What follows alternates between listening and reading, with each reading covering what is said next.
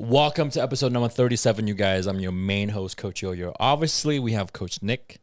They should just be used to it by now. I'm not going anywhere. I don't even know why I'm introducing people at this point, This honestly. chair is molded to my ass. The same people. Yeah. And obviously, we have Colton in the background. And today is something special that we wanted. I've wanted Billy to come on the podcast for quite some time now. I mean, he's a very shy person, but I feel like he's getting to the point where he's very, talkative now. He's knowledgeable, he's confident.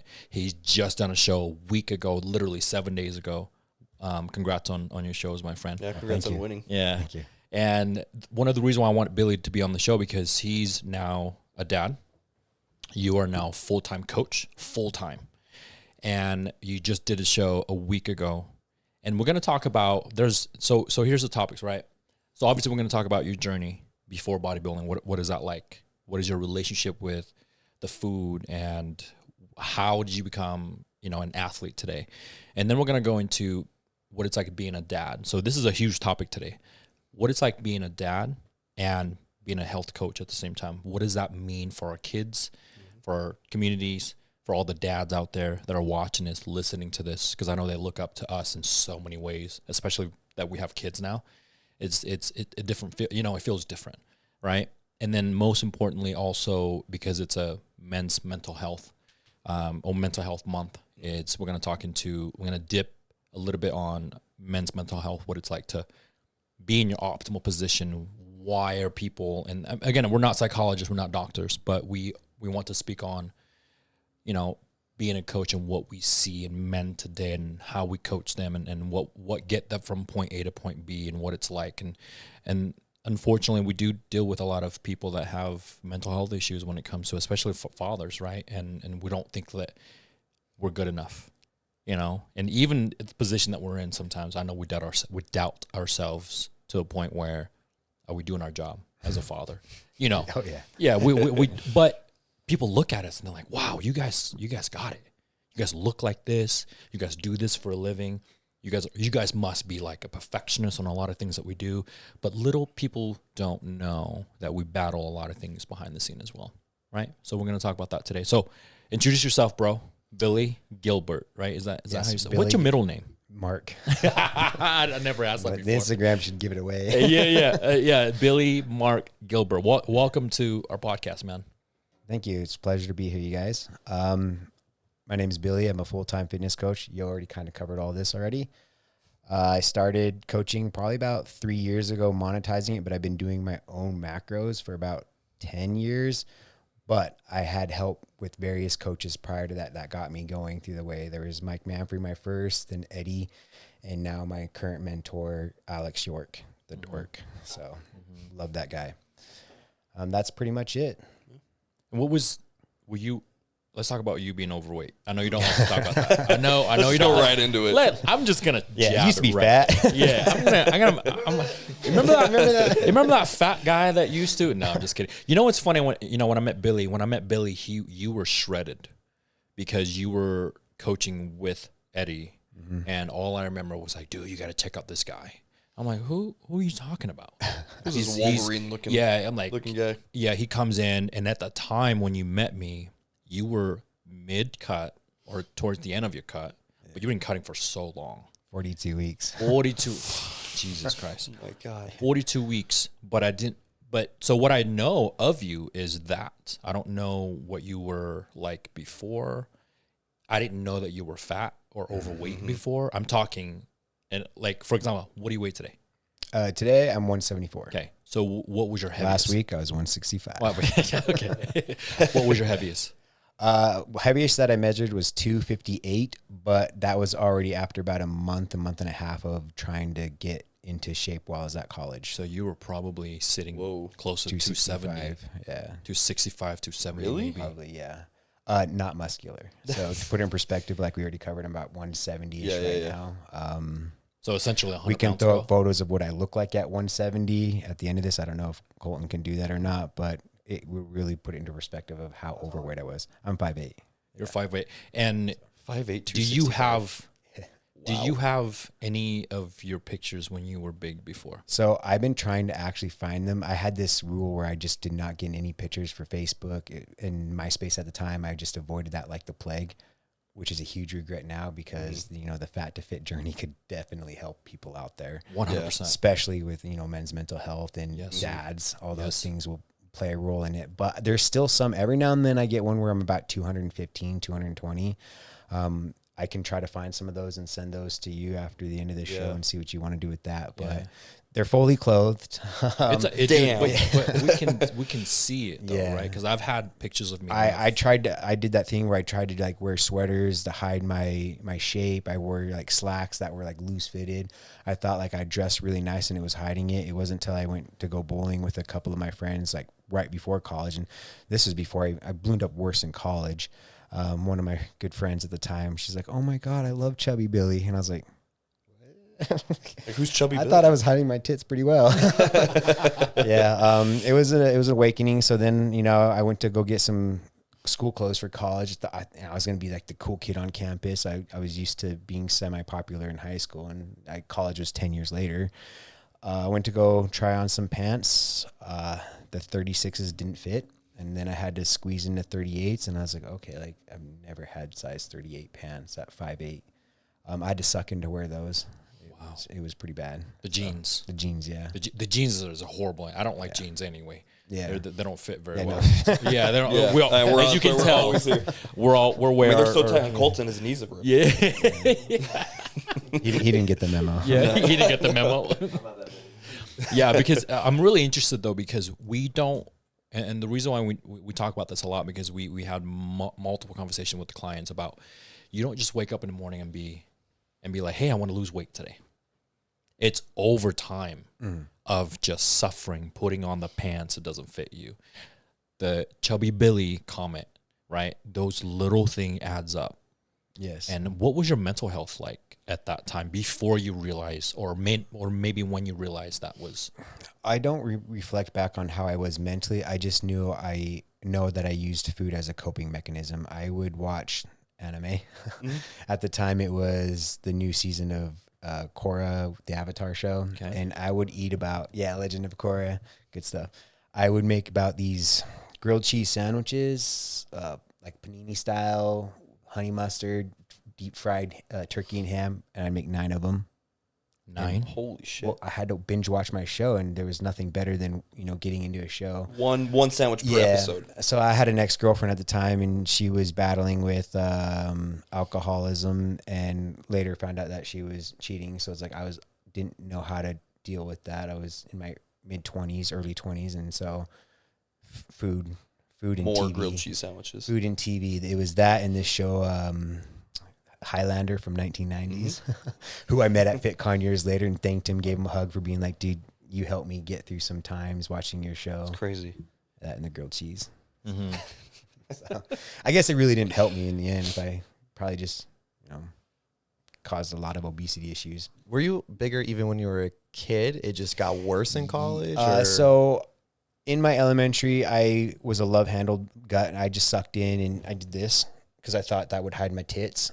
So, and then I would get sick whenever we have class swimming, because I went to West Jordan where swimming was mandatory. Oh, okay. Our middle school had a pool. Pretty cool if you think about it now. Whoa, yeah. What? Yeah. I didn't know that. I avoided it because, you know, I didn't want people to see my tits. Yeah. And so, yes, I wouldn't say fat, but I was definitely on the chubbier side. I didn't lean out until about high school. Still had love handles, but took up gym for fun. And I just would put 100 on everything, like 100 push-ups, 100 max bench, 100 max squat, and just didn't take it serious. And then one day my buddy Greg's like, he's like, dude, let's actually kind of like really work out. And I was like, for real? Like, take it serious? And he's like, yeah. So we did. And then, and how old were you at this point? This was about 17. I was a junior in high school. This is when I started leaning out.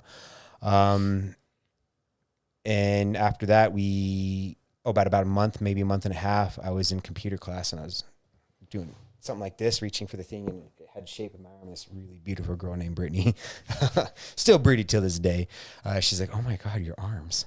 And I was like, yeah. And that's when you became addicted to working out. That's when I became addicted, and I maintained that till I was about 22, 23. I can send you I was more of like park. I like Craig Ballantine and all those like park push-ups, planche push-ups, muscle ups, all those types of workouts. I did that. That was my main fitness for about 3-4 years. I'm talking like 200 push-ups or 200 pull-ups in a matter of like 5 minutes type kind of workout.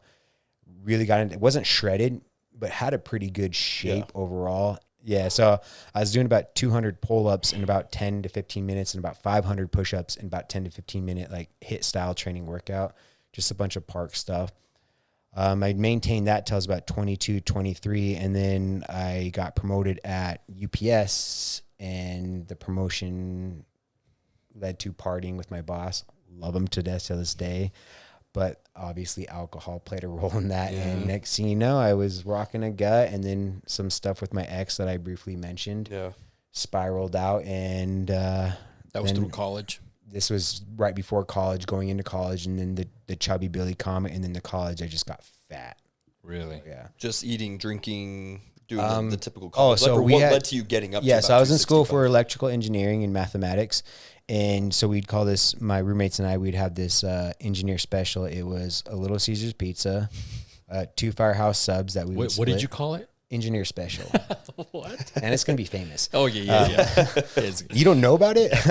Little Caesars pizza, 2 Firehouse subs, and then a dish from Beto's, Beto, so it's like a Texano or a breakfast burrito. And we would just split all that, and then we would crush up Doritos and put that on the pizza. That was our dinner. So not once a week. Every night. Pretty much. Holy shit. Thanks, Mom, for funding that. That's a lot. That's a lot to take in, because we don't understand how detrimental those little things, it adds up every single day. Oh, yeah. And I want to go back to the comments that was made by Brittany, right? Even though that was a positive comment. But any comments, in my opinion, and that's why I'm really careful when I comment on someone's physique, unless it's a positive, all day. You know what I'm talking about? Like, dude, you look great. Is that why you never give me compliments? Yeah, probably not. Yeah. But like I always, because we're coaches, I always have to make sure I go out of my way. I'm like, hey, you look great. Hey man, like, I don't know the guy's name at the gym. He's always quiet. Is it with sincerity though, or are you just being a hype man? No, I'm being sincere. Okay. Yeah. So like anytime I see someone like that, I come up to him. Hey man, you doing great. Hey, you doing it? Because when you see someone every day, even when they don't have a coach, it's very. I know how hard it is to not look a certain way, and you doing the same thing over and over and over again. And so when I come up to these individuals, when I say those positive things about them, I know that can take them to the next. Like, they may have a bad day. Mm-hmm. Let's go the opposite. Now, how about you're saying something negative? This is why the mental health things really, really spiral, because you can say, hey man, like, you look great, but you could have done this and this and this better. Or even just the comments in a playful way of saying, no, I love Chubby Billy. I love Chubby Billy. Right? Like, even though it's playful and you're just trying to tease, and like, it's just a friend and you're just making a comment, you don't know what that can do to someone. In her defense, I think she genuinely did love Chubby Billy. Yeah. I'm not saying it was like anything intentional. Yeah. Right? It doesn't have to be intentional. It could be like, it could be something small. I'm like, bro, you really need to work on your shoulder, man. Well, unless it's you guys, I will not say that, because I know how you can take it, because I'm being genuine. But for some people, anything negative, oh, I love Chubby this. Oh, I love that you're wearing a 36 size jeans. Those little things you may not know, but it adds up, and it can spiral someone either really good or really bad. No, it's been 12 years and I still remember it. So So take it however you want to take that. I think for me, when it comes to compliment, I always do positive every time, unless you're my client, unless you're someone that I know and someone that I trust. And then I genuinely want to say, hey man, like, let's work on this together. But I'll never say, hey man, you have a shitty back. No, I'll never say that. But I could say, hey man, like, let's work our backs together. Yeah. Let's do it together. Or let's improve this. Let's do this. It's never been, hey man, negative. Yeah. Or it could be little things and it can spiral someone. And that's why stick to a positive note can be so much more. Those little things. What Brittany said, you'll always remember that for the rest of your life. Obviously, it's a positive too. Absolutely, right? You know the feel. It feels good. You always remember that. I remember a lot of things when someone say, "Hey, but dude, like, you look great." But the craziest thing about my first transformation, I never thought that I looked the way I look. I talk about it to this day. Marin took a picture of me in my first show, and I was doing the hanging raises, and I cried the next day. Legit, doing treadmill with Jess. I saw the picture and I cried walking on the treadmill. Was this like long after did you lose your physique, or is this right after you saw yourself? It was right before my first show in 2018. Okay. Like 3 weeks. I was 3 weeks out. And I cried because I thought I was still that chubby yo. Yeah. You know, but yeah, you know, and yeah, my first Instagram post, the very first shirtless picture, I took a shirtless picture and I was like, wait, that's what I look like now? I was like, oh, I'm there. So, but I have I have body dysmorphia bad, so I never realized how I look until I let myself go. And I've let myself go more times than I'm proud to admit. This is the first time I've actually hit a true reverse, but I'm under a lot better guidance than I've ever been in my past as well. But when I look back, I'm like, that's what I look like. Like, even to this show, I didn't know that I was conditioned. I just thought I lost some body fat. It wasn't until one of my clients posted me, his name Coulter, he took a shot, didn't edit it or anything. And I was like, that's what I look like. I was like, whoa, okay, no wonder why I'm getting these compliments. Must be sincere, because people backstage, like, you know, they're like, hey bro, hey man, hey guy, hey Billy, hey number 23, you look incredible. You know, and it's like, oh, thank you. I just thought everybody was doing that, like trying to get like you, bro, you know. But no, I think they were actually sincere, and it's the first time that I reflected, being like, whoa, I achieved a goal that I actually wanted to hit. Just in my mind, I'm always like, you can see me now adjusting like on camera, and that's something that when you're fat, you're trying to hide your roles. Like, still, you can't relate. No, you might be able to. So I was just gonna say that you two can relate on being overweight and wanting to lose weight. Me and him can relate on we would just give anything to put on any kind. When of I was when I was in middle school and high school, the thing I would do to try to, maybe the equivalent of that, where you try to, you know, wear something to hide your fat rolls or whatever. For me, it was I'd wear my t-shirts, but under my t-shirt, I would put on an undershirt, a white plain undershirt. So it would push against the shirt like a little more filler. and try to fill me out a little bit. Yeah. Because if not, small size shirts were baggy on me. Oh, small. Smalls were baggy on me. Okay, I was never that small. Like, I mean, I shit you not. Like, it would be like there'd be a good couple of inches in the sleeves. It would look like a dress. It would come down to like my legs and all that. So I would try to wear an undershirt underneath it and then push the sleeves up a little bit to make it look like I had a little bit of a shoulder. It would sit, better on me, so I didn't look like I was as skinny as I was. Because sophomore year of high school, I wasn't 100 pounds. Mind you, we played soccer together since we were kids, right? Yeah. And he gets hurt all the time. Yep. Well, I had to play a year up because Johan's because he's a year older than me. Him and my brother are the same age, and my dad was our coach. So in order for my dad to coach me, my brother, Johan, and our friends, I had to play a year above. Yeah. So I was severely underweight. Yeah. Not like underweight. I was shorter than everyone. Yeah. And I mean, any challenge. Any 50-50 ball challenge, he would flew off and he gets hurt. But the fact that he has muscles now, like, I know you just, hurt can't yourself. play probably until December. But when I was playing, I mean, there was a game probably a month ago, indoor. The ball was coming and I'm keeper, and I knew it was 50-50. And so I came out of the box to the very edge and I just planted my foot, caught the ball and turned my body. The guy was sprinting full speed, slammed into me. He flew off and I didn't move. And that was the first time in my life I've gone into a challenge like that and I didn't move. Yeah. I remember the morning I was at my dad's house, and my sister's ex-boyfriend was actually, him and my dad were the ones who really got me into working out. And so every morning I'd wake up, make eggs and toast and stuff, and then, I would eat some food and we'd go to the gym after school and all that. But I remember getting up, go to the bathroom, and the scales in our bathroom, like, fuck it, I'm going to weigh myself just to see. And it said 100.1. I was like, holy shit. How old are you? This was junior year. Oh, that's like my fourth grade. Yeah. So what, 16, 17? I remember that was when I finally hit 100 pounds. That's crazy, dude. I was like, holy shit. And I was so excited. I'm like, I'm 100 pounds. Do you ever have a moment similar to like what Billy said about being chubby Billy and, being overweight and stuff? I had one where I was so skinny. There was this girl that I really liked, and she, we were just kids. So now it's stupid, right? But I remember she told me that she didn't want to go out with me because we were out one night and then something happened with some other people where like there was like a disagreement and some type of altercation and we just watched it. She's like, it got me thinking, you know, like, I'm not trying to be mean. You're just a really skinny guy. And it got me thinking, like, if something happened to us, like, would you be able to protect me? And I was devastated because it was just like, you're a little skinny bitch who couldn't protect me if something bad happened. And that has, dude, stuck with me. I was like 18 years old when she said that. And so I remember that was around that time where I was like, dude, I got to be a man, right? I got to be a man. And put I on had a some few weight. of those. The two, I guess, scenarios that kind of stand out to me. One of them was just like overall where my older brother and my best friend, they filled out a lot faster than me. So in high school, it was, you know, like one of the cute girls, we'd make eye contact. She started walking toward me. I'm like, shit, it's today to the day? Like, is it going to happen? Hey, you're friends with Tyler, right? Or you're Alex's brother, right? I'm like, you fucking kidding me? Can you tell him I say hi? I'm like, fucking no. I'm going to tell him that you think he's ugly. Like, I'm not doing this. Why can't you be more like your brother? What just pisses me off? Well, because that'd be my thought. I'm like, why is it that they fill out, you know, and they looked good, right? As we were growing, and I was so fucking skinny. And then the one comment, I guess, like that stands out with me was actually from my mom.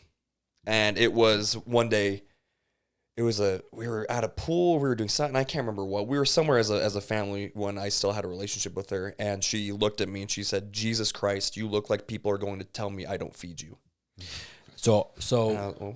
Man, back to the whole comment thing, man. I mean, even with my nieces and nephews, especially my nephews, and I have this nephew that's super skinny, and I almost like, you know, me being funny guy, right? I'm like, hey, and then I stop myself. I'm like, I can't say that. I can't make fun of him. I can't say anything negative or say anything about his physique because he's super skinny, bro. But those I think as an adult we have to be better, especially for our kids, you know, because my son is like, he's tall. It's like 80-90 percentile for his age, but his doesn't weigh very much, right? So I have to be careful when I talk about his physique. I have to be careful when I talk about my physique, and because it reflects off of them. They listen, right? Yeah. Which we're going to go into being a dad and health coaching and stuff like that. But we're going to talk a little bit more deeper on that. But anything else you want to share as far as your journey before? I can relate. Like, I'm 37. I'm still waiting for my beard to grow in like my brother's. Yeah. So someday. I'm just waiting to be able to grow facial hair or any hair. Yeah. I can't grow anything. Yeah, it's any day now though, right? Yeah. My brother's 6'3" and his beard is like 6'2". Yeah. His beard is 6'2". Yeah, right there with him. Yeah. It's just how do you know that Nick is a dad? Yeah, it's terrible. That's definitely a dad joke. I have y'all laugh, so I don't want to hear shit. I do have a question though. What is it about weightlifting that scratches that part of your brain? You know what I'm saying? Like, because you didn't really mention, you just kind of said, and then I got back into fitness. Like, what do you think it is about fitness, and how did you get into bodybuilding that kind of like helped you? Like, what is it about fitness? So my journey starts back when I was about 5 years old, living in a trailer park. I walked out of my room, my shared room with my little big brother, because I'm buffer than he is. And my dad was watching Terminator 2. And when I saw that man, Arnold Schwarzenegger, I was obsessed. So, I mean, I would try to like mold my face, like, you know, trying to visualize I was Arnold. And throughout my whole elementary, like it was that. And then introduction to other action stars like Jean-Claude Van Damme, Rocky Balboa, and that other guy that looks just like him, Sylvester Stallone. Those two absolute favorites.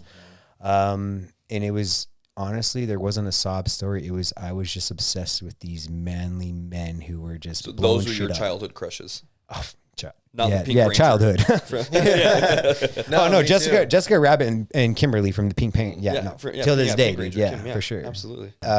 Bruce Willis. You know, all of them were, they just impacted. I just wanted to be that. Like, nothing against that masculinity or anything like that. That's what I looked up to. That's what I wanted to be. You wanted to be like them in terms of just how they carry you themselves. Guys go and watch. Like that?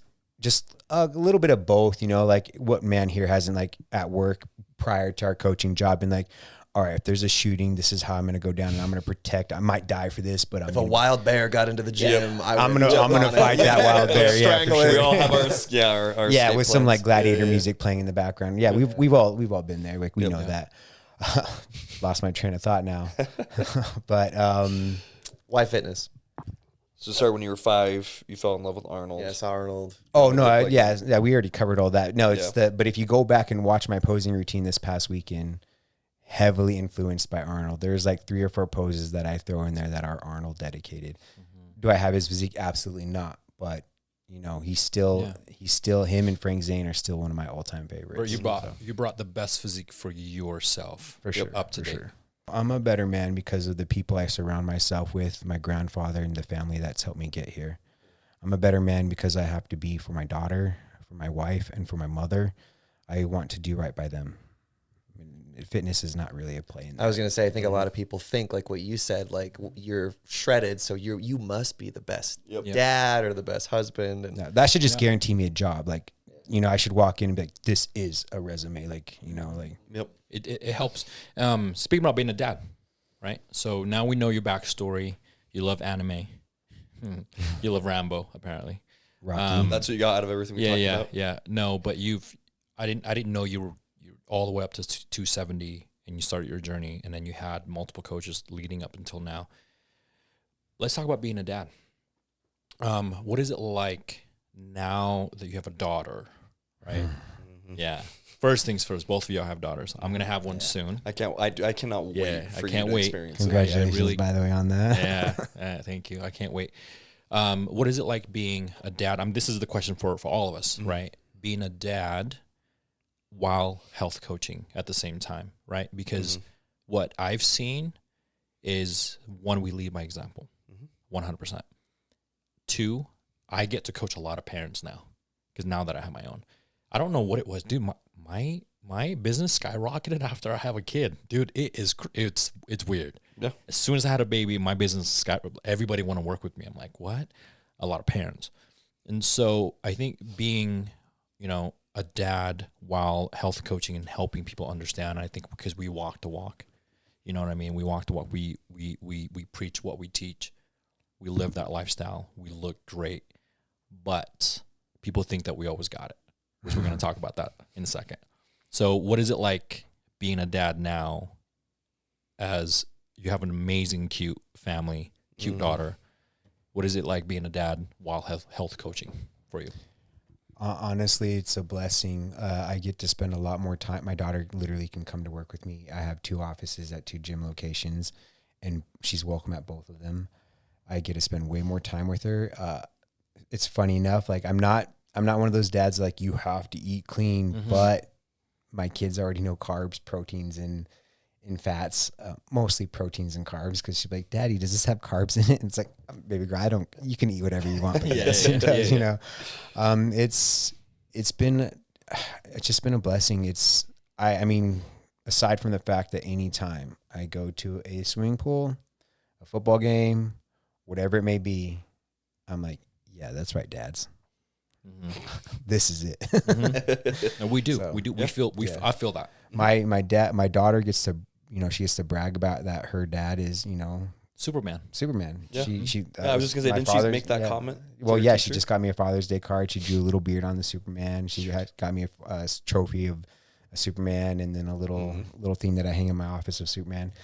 When I walked in, she used to, prior to being a full-time coach, when I worked at ARUP, I had kids care there, and they got a new teacher. And so I walked in to go pick her up, and she's like, "You must be Arya's dad." And I was like, "I am." She goes, "Yeah." She says her dad is a buff Superman. And I was like, that says a lot that you've met other dads and you automatically correlated me to, you know, a half Asian girl. It doesn't even look like you, by the way. She looks like my wife. No relation to you. Yeah. It's all Jay and I. So it's all just by, like, you know, muscles. Arya's dad is buff.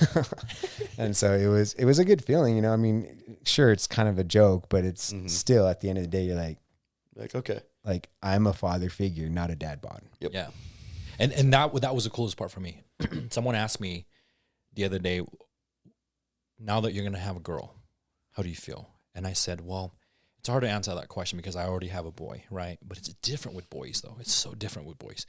I think if I would have, let's go back. If I would have had a girl and I was this chubby yo-yo, I don't think I would be as confident as I am as a dad, as a father, as a person than I am today. I can say now I feel, in a sense, the word that I'm looking for, superior in a way of being around other dads. It's not that I'm better than them, but because I know my discipline. I know what I'm eating. Well, it's just we're not borrowing status. You might be a little bit with your Teslas over there, but we're not like we're not borrowing status from our clothing, from our cars. You know, like I don't have a Lamborghini. I mean, no offense to people that do, but when I get out of my truck and I go into and I separate myself from anything that shows that I'm financially stable, like at a pool where you're pretty much down to just your trunks. Yeah. It shows that I built my status. I 100%. built my physique. It's not, yes, genetics plays a role, but I earned it. I built it and I worked hard for it. Yeah. Not to say that you can't do that with, objects and stuff like that, but you're still just borrowing status if you have a fancy car. 100%. Once you take that away, what do you have? You have an unhealthy body. Yeah. One of the biggest thing for me is it's always, when we were younger, like we look at other dads, right? I'm like, dang. My friend's dad, Eric. Yeah. His biceps. Yeah. I'm like, Well, for me, that was my dad. I made him flex. Yeah. That was my dad. I remember, I remember all the time being a kid and like 5, 6 years old, and my dad would come home from the gym and he'd have his tank top on, or he just got done doing legs. My dad was, he's 61 now. He's still in phenomenal shape. Yeah. I remember just looking at him. I'm like, my dad's got muscles. Like I want to be like dad. And that's why I started doing what I'm doing. And so for me, it's now that I have my daughter, I want to stay healthy and continue what I'm doing just to kind of show her this is what happens when you take care of yourself. But I want to set the standard as to when she is 77 and finally able to date. 77. She ain't ever dating. Sorry, Mila, I love you, baby, but you ain't never dating. I thought you said 17. I'm like, No, wait a minute. 77. He She's said never dating. She's gonna be a nun. But no, I want to set that standard of when she's looking for a partner, how they take care of themselves, how they're gonna provide for her. And I want her to literally say, yeah, I see how my dad is now. He takes care of my mom. That's not you. Yeah. And so I'm doing it for that reason.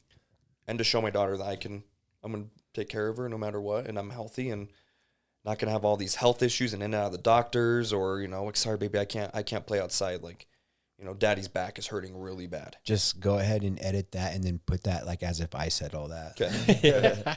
I'll mouth it and just dub his voice. Do it real quick. Respect. I'm gonna change my answer. I know. I'm a stepdad, and my stepkid still brags about me. Like, dude, my dad, he calls me his dad. Like, I've known him since he's 4. So he's like, my dad is like, my dad's jacked, to all his friends and stuff. Like, unfortunately, I have this face that looks mean, and we already covered. I'm super introvert.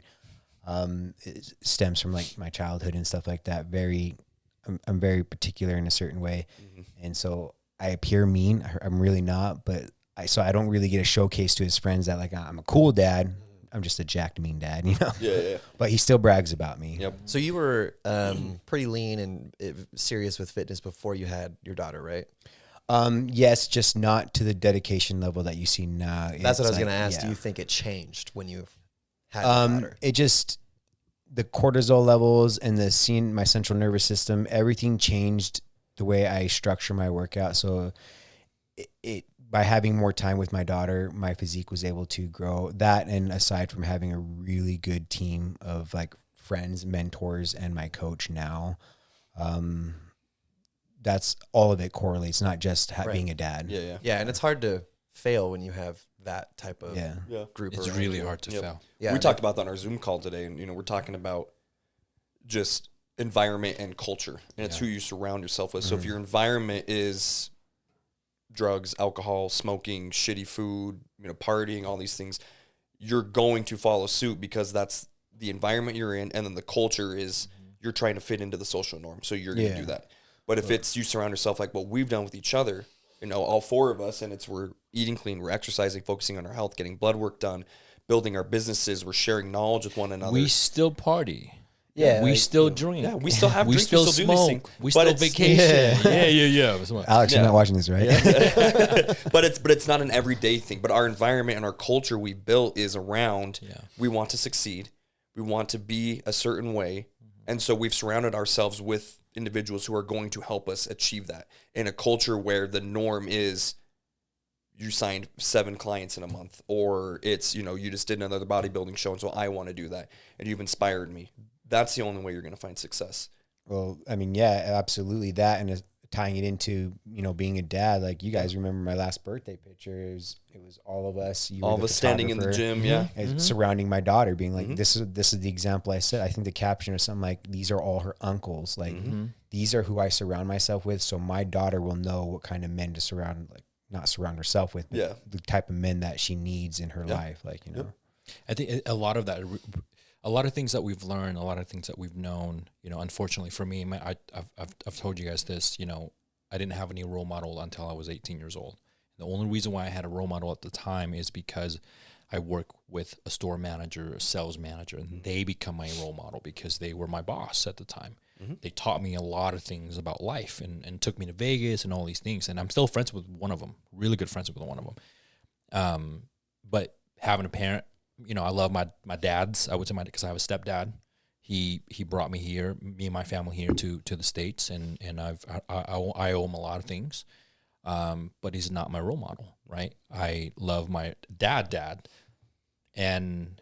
but he's, after we move, everything changed. And I want to speak on that really quick. At the time when I moved, me and my little brother would call my dad every week, and then it goes into every 4 weeks, and then it goes into every 6 months, and now all of a sudden it's like every year, and then it goes to like every few years, which is crazy. Was that because that's what you and Yuri wanted, or was that just the relationship you built with your dad? I think it's because we've gotten accustomed to being in the States. We're so busy with life. We're so busy with a lot of things that I never made time. But also at the same time, I got this angry in my head about my dad because he never called. Till this day, he never called. We all have WhatsApp. We have Facebook. And then I realized, well, that's not my dad because he's a very quiet individual. He doesn't say much. He doesn't reach out. It's just who he is, right? And then another thing that pops in my head when I had my son, and then I realized that when I was 13, my brother was 9. We moved across the country with my mom and my stepdad. And I thought, how would I feel if I was him? Right? Imagine you guys split with your spouse right now, and then she took your kids across the fucking world. How would you feel? I would pack up and move with him. Yeah, I guess I'm moving. Like, hey, across guess we're the not world. together, but I'm going to be your next door neighbor. Like, my But dad's I on never- vacation right now, and he's texted me, I think, twice already today, asking how I am and how my daughter's doing. But I never compute that. Yeah. Because I was so angry for so long. Why he didn't call? But then now it's like we have WhatsApp. I call them. I call him, when we about to announce our little girl. I called him, and he was super excited. I saw him last June and partied with him, hanging out with him, drinking with him. That was nice. Unfortunately, my little brother and him doesn't really have the great relationship because my little brother had, I hate that I say that. I know he hates that I say this. My little brother is just like my dad. I know. Yuri's a lot like, and you and your mom are like the me and same my mom the is same very person. the same person. My dad and my little brother same, but because they don't talk much, they don't need much. When my brother texts me, I'm like, what's going on? He never texts me, right? And I noticed that about them, and that's their character, and that's okay. But now every time, birthdays, Christmas, Thanksgiving, whatever, like I'll message him or whatever. He appreciates it. I'm like, thank you, son. He'll always say that. Every time I call him, he always picks up though. He always picks up, right? So I know he's proud of me. Does he say it? No. Does it hurt me? Not really, not anymore. And it's because I have my own family now where I need to be better. So back to the question that I want to ask, right? What it's like to being a dad and being in health coaching. Because if I just become a dad and work 9 to 5, I think I would just be normal dads, I feel like. But because we're in the health space, teaching other people, other dads, other families, living by example. living by example and to live a healthier lifestyle. I think, I don't know, we feel like we have that the authority of this figure of, wow, like you have no idea a lot of people looking up to you. Most people that look up to you, you have no idea. Same thing with Nick, same thing with me. And at Colton, probably at one point. People look up to us. At one point. At one point. But people, once. Just the one time. But we don't realize how many people look up to us. Like Father's Day happened last Sunday, right? Mm-hmm. And I'm just doing my thing. I wasn't trying to be on my phone. I'm like, it's Father's Day. I'm just going to be quiet on social media. I'm just going to spend time with my family. The amount of texts that I got, and 99% of all the texts that I got was from you guys, from all the dads, my in-laws. They all clients. Yeah, mine were clients. I had clients being like, "Happy Father's Day." I'm like, clients. Yeah, I had clients like, "Happy Father's Day. You're an amazing dad." But it's more than that. They say something along the line like, "Hey man, you're an amazing dad. Appreciate you doing what you're doing. Keep Brandon, my coach." I'm like, dude, keep setting up the example. People look up to you. I was like, blows my mind. I'm like, yep. It's all. Oh, everybody in my circle, like, yeah, you were there for the picture. Everybody in that group of, one way or another, all of them have impacted my life in a positive way. There's a reason why after my show, because I did my show, he only coached me just because I'm his friend. So he's like, sure, whatever, I'll do it. But there's a reason why after the show, when it came time to like, hey, I'm gonna pick up getting another coach, do this and that, I went straight to you. Oh yeah, it's because of our conversations, your knowledge, the trust, and all that. Like, I really thought about it. I'm like, there really aren't any other coaches in the Valley I'd want to go to because I don't trust them. But our processes are so similar, and I think the way that we handle things are so similar. That's why I was like, yeah, if there's anyone I'm going to go with, it's you. And it's more than just knowledge, though. Because I always tell people all the time, don't ever sell your program. Sell your personality. Sell who you are. That. Yeah, I always say, you can be the smartest person in the world. You could be a shitty ass coach because you don't know how to communicate. You don't know how to relate. You don't know how to create that bond. I've had coaches where sends checking in a thing, you're like, okay, cool, bro. Thanks. I don't know what. Okay, cool. But now we connect with our client in so many different levels. Dude, the amount of people that show up to you to your show. Yeah. Think about that. I'm gonna be honest. I almost cried on stage when I heard my name, like not just in my family's corner, but throughout the whole gym. My cousin at the end of the show be like, "I didn't know you were popular." I was like, "Dude, I didn't know." It was voices I didn't recognize. People backstage who never talked to met me. He's like, "Hey man, like, let me show you a picture of my girlfriend's friend's text," and it was like, "Oh my God, Billy's back on with a picture of me on his phone," and I'm like, "That's cool." And he's like, "Can I get a picture with you?" It's like the amount of people that you impact, I did not realize. You don't realize, and that's what I think. If I can define what being a dad to me is impacting my family in a positive way, but it's also impacting other dads to be better. Yep. We have to be better, man. Yeah. Like as dads, as people in general, we have to be better. We have to break that cycle. The amount of times that I met a lot of people, I'm like, oh yeah, I don't know anything about nutrition, and my family is eating whatever they want, and they're doing the same thing, and their kids are doing the same thing, and it just goes on and on and on. But we're changing that. My kids will never have the same way of eating. Will never have the same knowledge as I was when I was little, and obviously ultimately the life that we have now provide them with so much knowledge, and we walk the path. The fact that all of our kids can say, "That's my dad." Yep. That to me, it's like, well, for me, it's huge. It's the day Mila was born. When they took her out of the room, you go into that little nursery where they put him in the bed, and they have like the big heating lamp on him and all that. And so it was just me and Mila in there while Lynette was recovering. And I remember sitting there and I'm looking at her and I'm like, I have businesses, I have a car, I have a house, I have all these things. I'm like, fuck, at the end of the day, if I lost all of that, it doesn't matter. I'm the richest man in the world because I have a daughter and I have my wife. That's all I need. That's it. It's like I have no problems anymore. There's things that stress me out and things come up and I try to figure out how to handle it. But then I look at her and I'm like, what the hell am I worried about? Yeah. None of this means shit. It's just as long as she's proud of me and my wife is too, that's all I need. I don't need anything else. So people who they want to have, like you were talking about the car, they want to have the nicest car, they want to have the biggest house, they want to have like the nicest fucking Rolex, all of these things. Your kids aren't going to look up to you because you bought a Lamborghini. They're going to look up to you because you showed up and you're able to take care of them, because you take care of yourself. You show up. We showed up.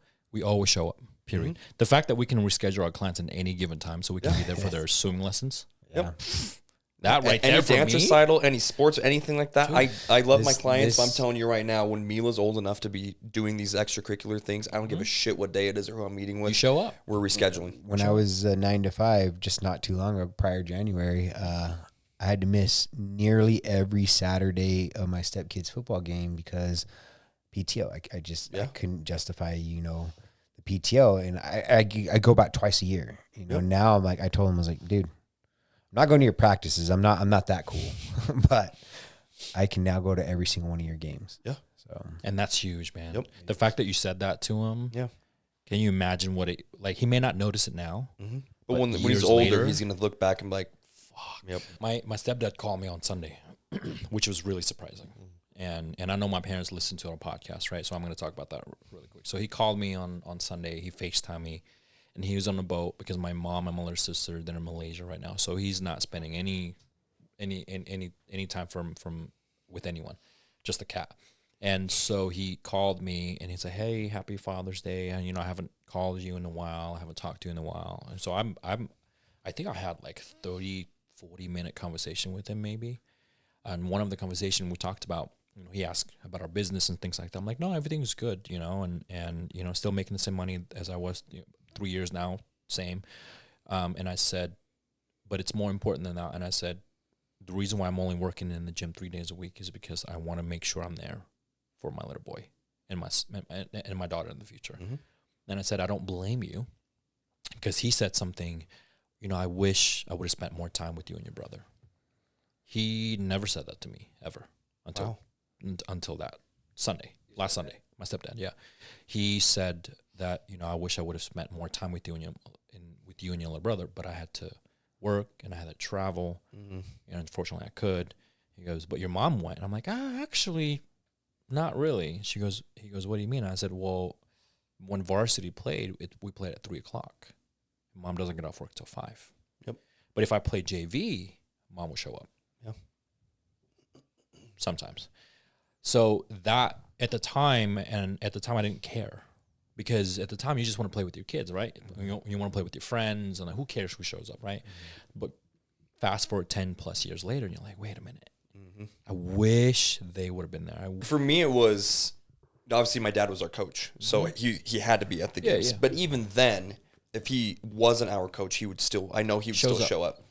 My mom, I think, because my parents are divorced, so it was like 1 week I'd be at my dad's, 1 week I'd be at my mom's. So the week I'd be at my mom's, we had a game. She would take my brother and I, but there was always like a hesitancy in doing it, because she hated that we played soccer, because just like my dad, she hated that she have to see my dad. And I think she only went just for her to, save face and show that she was there. I know she was on her phone. She didn't really watch us. Like, she didn't really give a shit.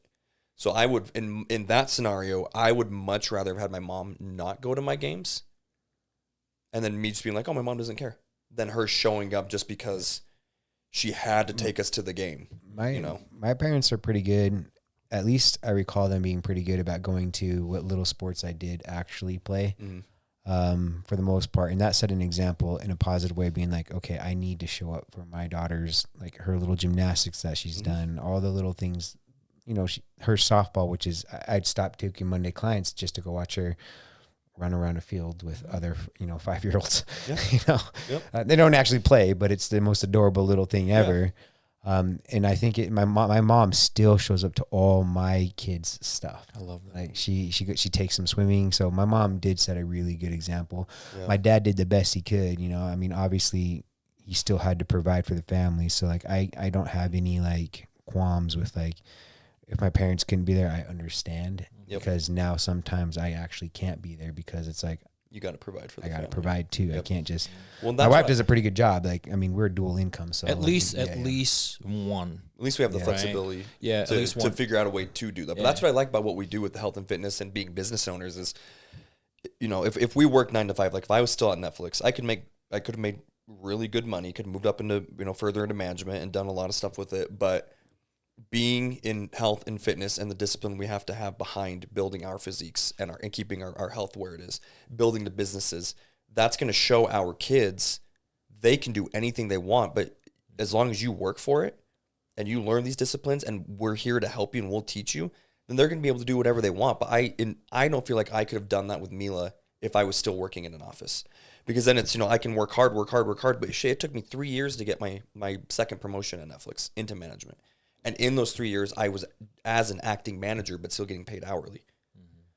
So I'm taking on these responsibilities, which it helped me in the long run. And I don't regret that. But if I was a dad, if I had my daughter then, I can't really show her like, hey, if you work hard, you can get whatever you want. It's like, I was working hard and it took 3 years to get a fucking promotion. And that's not. So you weren't an accountant? Just kidding. No, I look like I may look like I can do taxes, but no. I mean, it's not like we don't. If you guys work 9 to 5s or salary or whatever the case may be, we don't knock you for that. No. But that's just my personal take on it. We know that you can't take a lot of vacation days. We know you only have 2 weeks. Some people are lucky to have 4 weeks a year, depending on who you work for. Well, and limited amount of sick time. Limited amount of sick time. And sometimes PTO gets denied because there's an allotted amount. Like at my other company, if the PTO bank was already used up, I'd have to take what they call or it's blacked out because it's the holiday season. Yeah. So you can't. So we don't. It's not that we're better than you because we own businesses. It's just for us, we've done both. Which one would we rather do? Mm-hmm. Yeah, not 9 to 5. Yeah, it doesn't feel like I'm like this is working, and it doesn't. This is work. This It's doesn't feel like I'm working. Well, Tuesdays and Fridays I work from home, so I can spend the day with my daughter. Yeah. And it's usually we'll go to yesterday I took her to Barnes and Noble to get me 2 more books. Every time I go, I get her a book, so she has probably like 80 books at this point. So we do that. I'll take her to the aquarium. I try to have little daddy-daughter dates with her, and I can still work and get stuff done. Yeah. And there's times where we're out at the aquarium, and then a new client signed up, and I got the payment. I'm like, okay, cool. Yeah, that was my work day today. Nick goes to the aquarium for himself. I do, and then I drag my daughter there. And then when she's older, I'm like, hey, babe, we're going to go to the aquarium. It's like, Dad. My dad took me to the aquarium. Dad, I don't want to see any more fish. Thank you very much. Check out this fish. The question that I want to ask before we get into that, actually, so to finish the conversation that I had with my dad, with my stepdad, and he said, I love that you're able to do that. When I told him, I said, it's hard for me to do more businesses or more work because if any one of you guys come up to me and say, hey, let's create this, and I always ask, is this going to take more time out of my week? Is this going to take more time out of my weekends? Because yes, we're business owners. Yes, I'm only working certain days of the week, but we're always working though, regardless. We're always having our laptops. We're on vacation working. Yep. It is what it is, but we can take as many vacation as we possibly want in a way. Yeah. I'm not quite there yet, but in a way. Yeah. So I love that we get to do that. I think being a dad as we health coach, it shows that we walk the walk and we know what we can do. And how does that translate you to becoming a better coach? Do you think you become a better coach because you have a daughter for both of you? Because I want me transition from a person that's single and just married to now a dad. It's like a whole different perspective. The way I coach is so different. This one, I mean, since I've been monetizing it, honestly, like you're the one who helped me get started on monetizing it. I've already had a daughter, so this question's kind of like she was already 3 or 4 by the time. Yeah. What helped blow my business was surrounding myself with mentors, like you mentoring me in the business, like what you did that failed, I know not to do. I now know month to month is shit. It's garbage. Can't do month to month. It's horrible. But then also, I'm just gonna shout out Alex Crete or Alex York the Dork on Instagram. He helped restructure my mindset in like, okay, like I never took on in person because I didn't truly believe like I can lift, but I didn't know the anatomy and the biomechanics and the mechanics of the human structure, how to optimize best, like to target certain and bias certain muscles to a degree. He really opened up my eyes there with a mentorship program. And then his coaching was just, this is no talking shit on prior coaches, but it was just next level. Next level, yeah. It was, and it was not just next level. It was like, what the hell? Like this is like, whoa. Yeah. And from there, I took the best attributes of Mike Manfrey, Eddie, I can't say Eddie's last name. Kalia? Kai. Well, I was way off. Yeah. Eddie, and then, Alex. I took everything that I feel like I'm basically the used text version book of them. Like you can pay them to get the original textbook, or you can just get, my hybrid version. Yeah. I took the best attributes of all those guys, you guys, and helped me with things as well, So I modeled my own structure off of what worked and what didn't work. Yep. And that's like, I would love to give credit to my daughter. Maybe I'm a good man and I pay attention to detail. I think that has to do with being on the spectrum, but more watching how I was treated in coaching. Mm-hmm. So That's huge. And the last 2 years, I think you guys, my friendship of circle has definitely changed. It's now involves you guys and various people that can none of them will bring me down. Mm-hmm.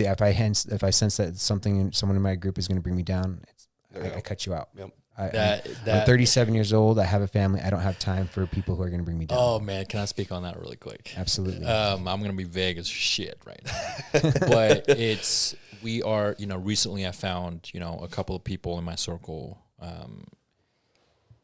Mm-hmm. I'm going to say that have negatively impact my life in a very, very very small amount, like Very subtle way. very subtle. Mm-hmm. Like it's not, and it didn't impact me financially, anything, right? But the level of, if you have any negativity and you brought that to my life, Mm-hmm. whether it's your past situations or your current situations, I'm quick to remove myself from that. Like Absolutely. it's gotten to the point where I'm like, I just mourn that friendship. It's going to take me a couple of weeks and then I'll move forward. Mm-hmm. I won't even respond to the text, or I wouldn't even respond to the messages. I would just say, hey, you know what? Like, I understand how you feel. Let's move forward. Because I don't need to dwell on that. So what I'm saying is, I don't have time for negative energy. If you bring negative, oh my God, I can't even lift with someone if they're a Debbie Downer. I already battle my own demons. Yes, dude. So like my lifting partner, his name's Jordan, Mm-hmm. the most chipper, happy dude ever. It's because that's what I need. Yes. Because I'm more monotone, like, Yep. You're a buff Ben Stein. and so I need like, if you are just coming here and you're venting and crying to me about certain things, I'm gonna be like, hey, that's the last session we're working out. There's a quote that I like to use, and this is something that I've been practicing. The older I get, the more I practice this. It's small-minded people discuss people. Average mind people discuss events. Great mind people discuss values. Discuss future goals. Discuss big things, right? Ideas, opportunities. Discuss ideas. Yeah. So great-minded people discuss ideas. Mm-hmm. And so if I'm not discussing ideas with you, sometimes, we do talk about some people, and then I quickly move on. I'm like, okay, I'm done. Yep. Let's speak facts. We're not talking shit. Mm-mm. Speak facts and move forward. You can come to him and vet to me about so-and-so. I'm like, that's great, bro. Hey, what are we doing next week? You know what I mean? How can we improve this? How can we improve that?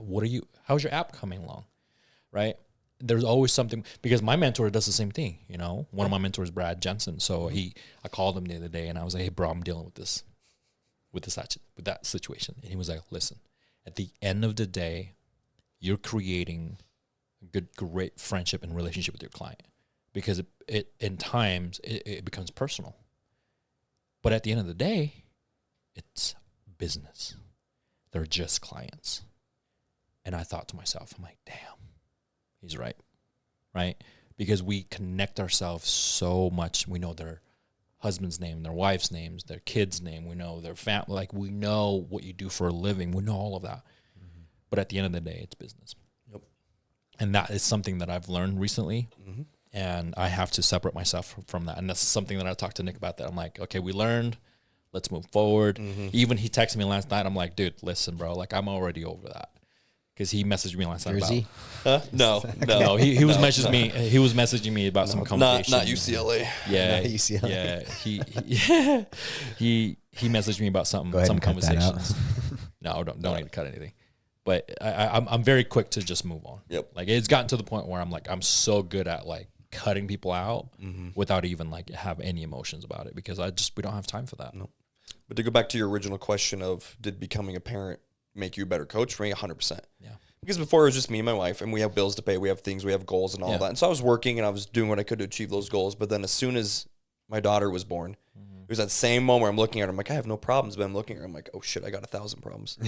Yeah. Because now I have this human being that's dependent on me keeping her alive. Yeah. And so now it's like I'm always trying to do something better every single day. Figure out, okay, how can I improve myself? What do I need to do to keep the businesses going, to grow them? I want to expand some things. I want to do this. I want to do that. All just because I want to make sure she has nothing to worry about. I don't want her to have it. Like, I want her to just worry about like, what book am I going to read tonight before we go to bed? Who am I going to snuggle before bed? Is it going to be mom or is it going to be dad? I want it to be those things. Which stuffy am I going to sleep with? Not have her be worried about like, what are we eating for dinner? Are we eating ramen again? I have more empathy and sympathy for. Just wait till your daughter's here. Yeah, I know, but I'm just saying, like, even having. Just wait. You have no idea. Even having. Episode 50, we'll come back. Yeah. Yep. Even having a little boy, as soon as I coach a parent, I'm like, oh, I got it. Like I know how to navigate that, right? It just teaches me just how to be having more, just sympathy and empathy for those individuals that can't sleep at night because their babies are waking up every 2-3 hours. Oh my God, my son was. I don't know what that's like. I was blessed again. Yep. My daughter, champ. All the way through. Yeah, no, but that ties on to the mental health aspects of it, right? Because it's a mental health month, and I know Colton can speak really, really. There's a lot of topics I know you wanted to discuss on that as well. We're really huge on that because as dads, we often feel like we can't share our thoughts. We often feel like, I don't think people realize that at any given moment, we can snap like that because we got bills. Yeah, we got bills. We got our daughters, our kids. We got the wife. We got the house. We got the car. We got this. We got this. And it just goes and goes and goes and goes. If you have a great partner, which all of us do, to navigate a lot of things off your hand, it's easier. Like for me, I don't know any of my bills. Jess does all that. The only thing that I think about and care about is my clients, myself, and then when I get home, the family. I don't know I don't even know how much money I have, to be honest with you. I just make the money. I know how much money is coming in. As long as I have my target number, I'm good, right? Life, I'm just going to deal with life. Sometimes we get to the point where we don't communicate. We shut down. I used to be that person. Now I don't. I call him. I'll call Brandon on my way to work. I'll call Brad.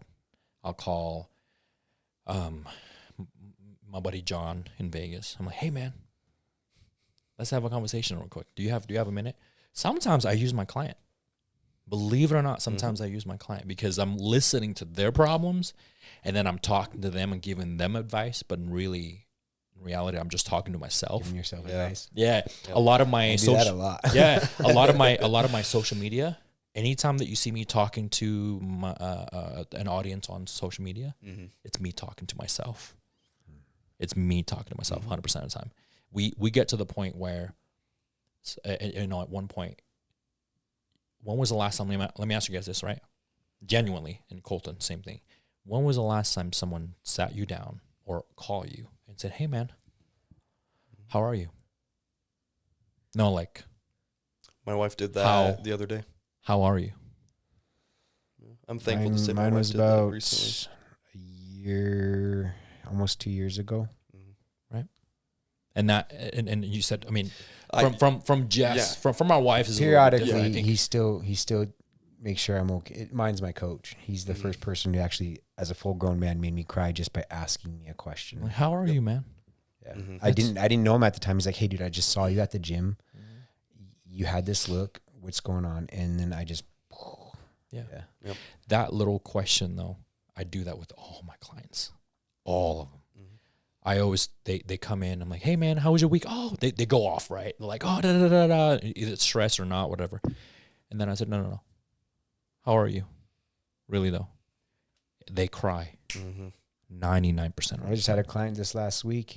His check-ins, as you know, on my treadmill doing my check-ins, and it was just, he had several deaths like in this past month. I'm talking like 4 or 5 friends, and so his data was just off the charts of just like emotional stress. I was like, all right, dude, are you available to talk? Let's talk. I brought him to my office. I did a master reset with the pulsetto, just a little one, and then we went to the plunge and did like contrast therapy, hot, cold, to reset the central nervous system. Then brought him back and did a master reset with the new Fit Newbie device. Like you put it on the vagus nerve and run it down your spine and just let the current run through the vagus nerve. Did that for about 45 minutes with red light therapy, and then got him in touch with Jacob Ketchum, who not related to Pokemon. Got him like I'm gonna get him on our podcast soon. Yeah, central nervous system. He'd be a good one. He's got a lot of shit going on. Also aided in his central nervous reset. I got the most grateful, thankful message being like, dude, I've slept every day like 8 to 9 hours this week. I feel great, because we also included like 4x4 breathing, nasal sun breathing in the sun and all that kind of stuff. It was just a week about central nervous system. I had someone ask me, what kind of coach are you? We got so-and-so is the keto coach, so-and-so is the fasting coach. Yeah. What do you do? And I'm like, I'm the central nervous system coach. Yeah. Like my athletes, ask her how much cardio she had. 0. Yeah. She didn't do a bit. I didn't want her stressing her body. Like if she was done, I told her, when you're done, you're done. Yeah. There's a point where it's like, are you being a little bitch, or is your body telling you like, hey, we're in diminishing turns right now? And, you know, she said she had the best prep in her entire life. She's just, I don't believe that this was a prep. Like, this is too weird. Yeah. Too easy. So central nervous system ties in with mental health. You have to prioritize that. Your body won't get the goals. It won't get where you want, or it'll be like you'll be pushing a rock uphill if you don't prioritize your central nervous, your mental health, and you have a good support system, whether it's via family, friends, or, you know, a therapist or psychologist. Forgive me, I don't know the difference of all those different things, but you have to prioritize it. Did you want to? I was just going to read some stats if you guys are open to talking about that. Billy, is that okay? Yeah. So there's 525,000 attempts for men specifically every year. That's 10,000 men a week, 1,400 men every day, which means 60 men every hour, which means one person every 60 seconds. There's an attempt. So in this podcast alone, what, 10 people then attempted? We're almost. We're a little over an hour. So 1 a minute. Yeah. So 60 minutes. 60 people have attempted. Yeah. Age range is the highest is ages 16, sometimes younger, but about 16 to 45 is the highest. 16. I mean, it doesn't matter what age, it's sad, but 16. Yeah. Men take up almost 80% of all suicides. However, 90% of people surveyed said that they think that suicide is preventable. Women still attempt, or I guess the interesting statistic is that women consider it more often than men, but men are more serious about it. And so when they consider it, they do it, and they're 4 times as likely to follow through. You're in the dark, man. Yeah. When you see red, there's no way out of it. It just all of it just reminds me of my friend Brian. You know, and knowing what I know now, I wish I had an opportunity to go back and. Well, can you share that though, because he was he the person that works with you at Netflix, right? And he called, and he called Nick that night. Was it 1 or 2 call? Fuck, it's been 6 years and I still can't get through this. 1 or 2 calls. He called me multiple times. There was a time he called me, he was drunk and he tried to attempt, and I tricked him into telling me where he was walking. And I took my dad's phone and called the police. I had the police go get him, and he didn't talk to me for a week. After that, he was so mad, but then he later apologized. But it was almost a weekly thing. He'd call me in the middle of the night because he was going to do it. And then the night he passed away, I missed his phone call. And then I was sending him a text, just, you know, saying, hey, I know, because he had texted me earlier that day. I remember I was at Target getting stuff for a baby shower for one of my nieces, and he had texted me saying that he wasn't feeling good. He was struggling with some things, and he wanted to know, he's like, is it okay if we try to work out some more time for me to take off from work? And I said, yeah, if you're already out the office, go in. I'm going to reach out to HR, see what we can do to get you some more time. He's like, okay. So I'm like, just go to work. If you can't handle it, text me. And then I'm just going to tell them I gave Brian permission to go home because I don't want you to be there. I want you to, focus on you. And then he called me that night. I missed the call, and I was texting him back saying, hey, let's chat in the morning. I've gotten a hold of Jason over at HR. We're going to see what we can do to get you some more time so that way we can focus on getting you back up to the university to get the shock therapy on your brain or whatever you wanted to do. And then I got another phone call as I was sending him the text. It was like 4 a.m, and it was his mom. And she said and Brian told me almost nightly for him to be able to sleep, he'd have to drink. And he was a big metalhead like I am. So he'd put his metal on and he'd drink and fall asleep. And then when his mom would come home from work, at like midnight, 1 a.m. or so, whatever time she was off, she'd go and turn the music off, get him into bed. And so she called me and said, I went to go turn Brian's music off and the door wouldn't open. And so I think about him a lot and what we do and how much I've been able to change and just be able to communicate and do these things. And like even as simple as the blood work, like almost daily I think about him. I'm like, I just fucking wish I could go back, take him to Prime, get his blood work done, and just see where things are at. Did he have hormone issues? Was it diet related? Like, is there something else? Like a chemical imbalance. And that's the dangerous thing about thinking about this stuff is the what ifs. And I have a very hard time not getting into the what ifs, but I do wish, I could go back and take him over there, get the blood work done, make him a meal plan, tell him, like, you're going to meet me every day at the gym. I don't give a fuck what you have going on. Yeah. You're going to meet me there. And just do something to try to get him to talk more, to find better ways to cope and all that. But I think that's a big reason why I do what I do now. And I was saying, to answer your question, Annette asked me the other day how I'm doing. Because, just trying to get all these things done. And then soccer is probably my biggest passion, in terms of hobbies. And everyone here knows, but to give everyone context, I tore my adductor tendon off of my pubic bone. So I can't play, as of right now, the therapist is saying probably until December. And I went to our game last Friday just to go watch it, still hang out with my dad and brother and friends. And I remember Nanette was texting me asking if I was doing okay. And because she sensed something different. Well, because I was off. And I admit, and I was, I was kind of snippy and snapping. And it was just kind of short, and I texted her when I got to the field, and I told her, like, I'm in my car bawling, and I'm like, I don't know why. And she told me, she's like, I think you need to go talk to someone. So she made an appointment with her therapist that she used to see. So we're going to go, I think, like next weekend. But she told me, she's like, the way you're acting is if you're mourning someone who died. And so I didn't realize like how badly just not being able to do something I enjoy was affecting me. And so to open up to her and tell her, like, I know this might sound stupid, but the fact I can't play soccer, like I feel worthless. I feel like shit. I'm not happy. Yeah. So, cause it's an outlet for me. And so I think for everyone, but for men especially, you need an outlet, but you need a partner and an environment in where you can go to your wife and open up, like, babe, I'm not okay, and talk and not feel shamed or put down and feel like you're not a man, feel like you're not a good parent. You're going to be a better parent if you can show up for yourself and have those honest conversations. And if you don't have that person, right, the closest person that you can think of will be your closest friend, maybe your parent, your mom, your dad, whatever. Sometimes people get really ashamed or shy to open up. But I think for me, knowing what I know now, bro, like, dude, I use that all the time. Hey, how are you?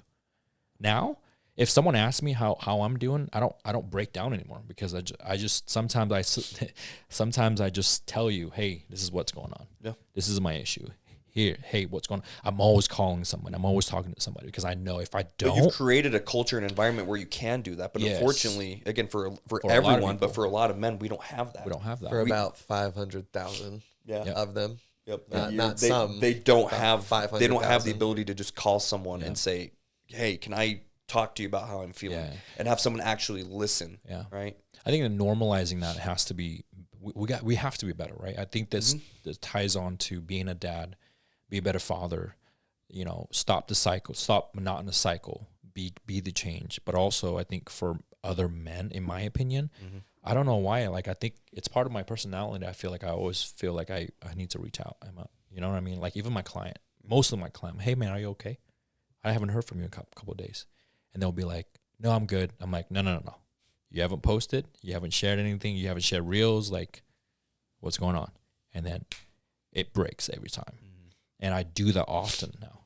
The people that I talk to, you know, and the fact that no one had actually said that, ask you like how you're doing, and like since a year and a half ago, that's crazy.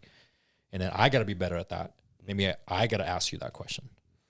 I mean, you know, they might have, but most of the time I just take it as generic. Like, oh, how you doing? Good. Yeah. Like, I'm well. How about you? You know? Yeah. It's, you know, the simple small talk conversation. I don't know if there's sincerity behind other people asking or not. Yeah. If there are, thank you guys, but I never picked up on any sincerity. For me, I feel like I do it too often. And because we do it too often with our clients, and random people now show up to our office. Hey man, do you have a second? I'm like, what? Yeah, close the door. I just sat in my office and just, they go off. They're not even my client. They're just a random person in the gym. Yeah. Because I do it so often. And our office becomes like almost like a therapist. Like we're all just a bunch of therapists in there. They just walk in and close the door and just chat for whatever. You know? Isn't it also interesting to me, at least what you said, Billy, is, you know, you're like, oh, maybe I just didn't pick up on it. Like it's a individual personality thing. It's like, if you really think about it, like what you just said is people ask me how I'm doing, but I never thought that anyone actually meant it. Right. And I think that that's kind of a big thing, because I've felt that way before. Right. Is it's like, how are you? Oh, I'm good, bro. You don't really think that somebody actually means it.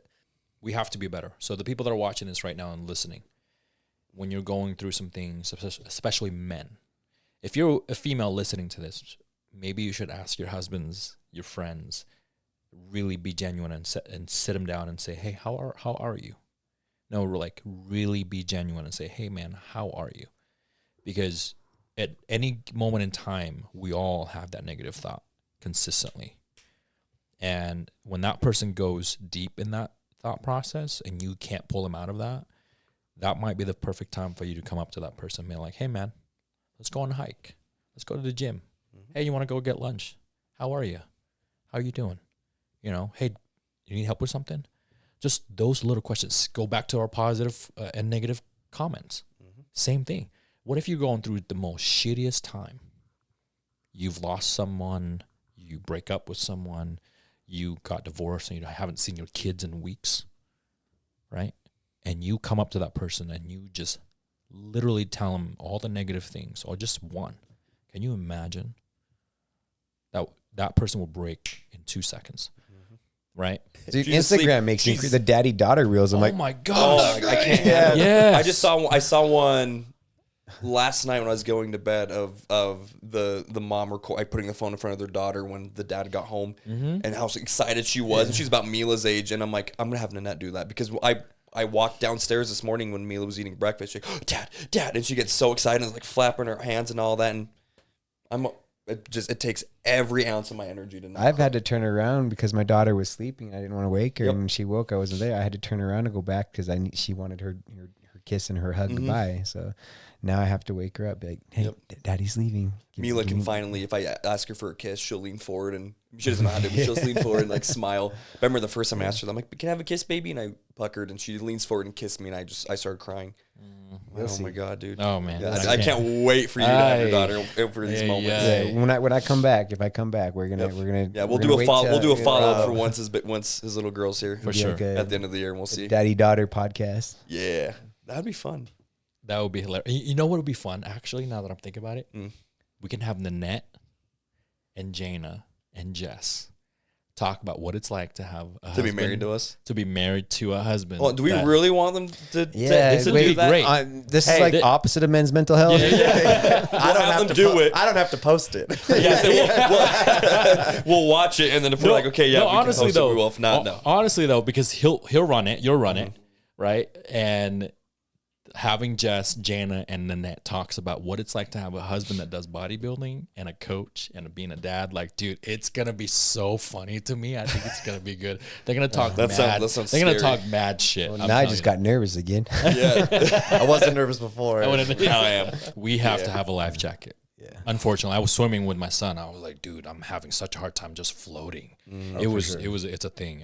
My sister and I used to, every lake we'd go to, we'd swim to the whatever buoy it was, whether it was like half a mile or, quarter mile, we'd swim there and back. I went and did this just about 2 years ago where I still had a good layer of fat on me. I almost drowned, and she's like, "Hey, there's something off," because my family's full of strong swimmers. She's like, "There's some off." She booked it with a boogie board so fast. She's still a strong swimmer. Caught up to me. Once I saw her with the boogie board, I was able to persevere, but I was panicking. I was like, "Am I gonna drown? Like, this is in like 12 feet of water?" 12 feet of water. I was like, "How am I not?" That's so funny. And it's like you don't realize like. How buoyant you really are when you are. This has been a great conversation. We're going to ask him one last question before we go. But, we know your backstory of before bodybuilding, the coaches that you've had, the mentors that you have, turning into being a coach yourself and a dad and arguably one of the top level coaches here in Utah as well. So it's like, it's cool to see the changes that you've made in the last couple of years, right? And I think it's awesome. And I love, because I'm into a lot of coaches. I always tell them, like, dude, if I could do it, you could do it too. Like, I'll tell you exactly what I did wrong, so you don't do that, but it's fun to see the growth that you've had. If you have any advice for the people, especially clients that are listening, what is your advice for the people that maybe have struggled the way you struggled to who you are today as an individual? What is your advice? Again, surround yourself with people who are going to make your life better and helpful. Like altruistic friends, not friends that like wait for you to be done talking just so they can brag. Not friends that are, you need genuine people in your life. Ones that are super happy. Like at the show, like you are genuinely happy to help me succeed. Like every time I send you my numbers, you're not like, okay, this guy's bragging. You're like, hell yeah, man. My buddy Race, like at that show, he was genuinely mad that I did not win. And I was like, instead of being like, oh, well, I'm glad he didn't do better than I did. He was like, basically, fuck that guy that won. He was mad. I heard him and he was standing up. I was like, oh man, is he gonna cause a scene? Like, he was like genuinely mad. I was like, because he's a good friend. So just surrounding yourself with people who are going to help you grow in all aspects, whether it's family, being a better man. Like my coach has taught me a better mindset, built my confidence, and helped my business 500%. Yep. Same with you. You guys genuinely like it when I succeed. Mm-hmm. So like if I get a new client, you're not like, man, why did that person go with him and not me? Mm-hmm. I've been doing it. I don't think you guys think that way. No. If you do, you hide it really well. No, so it's we have other things to worry about. Short story shorter, surround yourself with people who are going to help you grow. Mm-hmm. That's that simple. That's simple. It's that simple. Yep. I mean, it's the same. We all have the same friends. You know what I mean? There's probably a reason why. There's a reason why. I mean, don't get me, we talked about it this morning on a Zoom call. I have a bodybuilding friends, but I also have a non-bodybuilding friends. I see the difference of the discipline, the mental, the consistency. So, dude, it's like a different spectrum, man. It's crazy. Basically melded a couple into the bodybuilding. The ones that didn't, there's only one now that I talked to, and he's in New Mexico.